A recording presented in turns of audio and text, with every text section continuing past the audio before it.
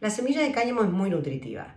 Tenemos como contenido de grasa en una porción de 30 gramos de semillas de cáñamo, un 25 o un 30% de grasa. Pero la calidad es lo que importa. Hay una parte de omega 3 por 3 partes de omega 6. La misma proporción o muy parecida a la que tienen las dietas mediterráneas o la dieta tradicional japonesa. Y son esas dietas o esas poblaciones son las que tienen, pero casi nada de enfermedad cardiovascular. El omega 3 y el omega 6 en esas proporciones nos dan un muy buen estado de salud. Esas grasas, por otro lado, el omega 3 sobre todo, es precursor de los endocannabinoides, de esos cannabinoides que fabricamos nosotros desde que nacemos. Por otro lado, tenemos el contenido de proteína. El contenido de proteína es muy importante, más allá de que tiene un 20% de proteína, son aminoácidos esenciales. Estos aminoácidos esenciales son los que nosotros no podemos fabricar, que los tenemos que obtener de la alimentación. Y tienen una propiedad más importante aún, que son de fácil digestibilidad, es decir, fácil digestión, se digieren fácilmente. Por otro lado, tenemos hidratos de carbono también. Los hidratos de carbono nos aportan, en este caso de la semilla de cáñamo, fibra insoluble. Esta fibra insoluble es la que le sirve de alimento a la microbiota intestinal a los microorganismos buenos de nuestra microbiota intestinal para reproducirse. O sea que nos beneficiaría también por ese lado. Además tiene fitoesteroles. Los fitoesteroles lo que hacen es inhibir la absorción del colesterol, para lo cual favorecería a aquellas personas que tienen el colesterol alto.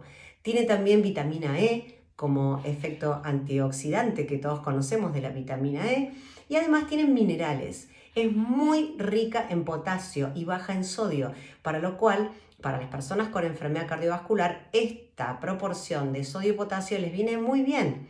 Además tiene magnesio, también muy importante para las personas con enfermedad cardiovascular. Y tiene manganeso, selenio, hierro, es decir, es realmente la semilla de cáñamo un principio nutritivo sumamente importante.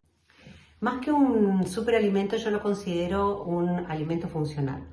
¿Por qué? Porque un alimento funcional contiene componentes biológicamente activos que aportan algún efecto beneficioso para la salud e inclusive reducen el riesgo de padecer alguna enfermedad. Entonces las características de la semilla del cáñamo coinciden más con la definición de un alimento funcional.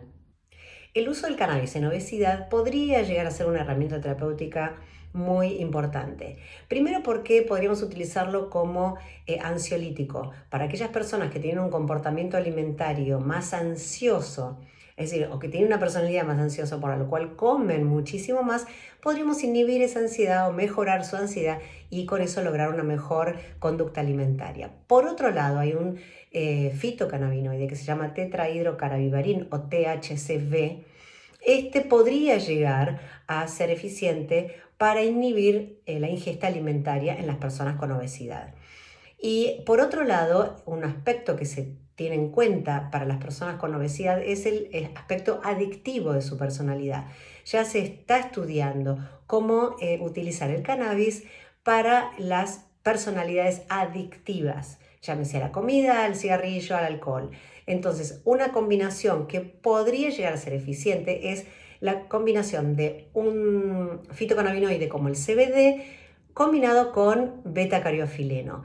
Ambos estarían siendo investigados para personas con adicción, entre ellos también la obesidad. Y por otro lado, hace muchos años atrás se había utilizado una molécula sintética que inhibía el receptor CB1 que está en cerebro, donde actúa el THC y estimula el apetito. Bueno, ese receptor, si lo inhibían el apetito. Pero lo que no tuvieron en cuenta es que primero una molécula sintética no reemplaza a la planta, porque la planta tiene un montón de moléculas más que son útiles para todos los efectos terapéuticos, llevados en mayor o menor cantidad uno u otro. Y por otro lado, el efecto adverso que tenía esa molécula sintética era peor que la enfermedad, porque tenía ideas suicidas, mejoraba así todo el perfil metabólico e inhibía la ingesta alimentaria, pero teníamos una persona con ideas suicidas, entre otros efectos adversos.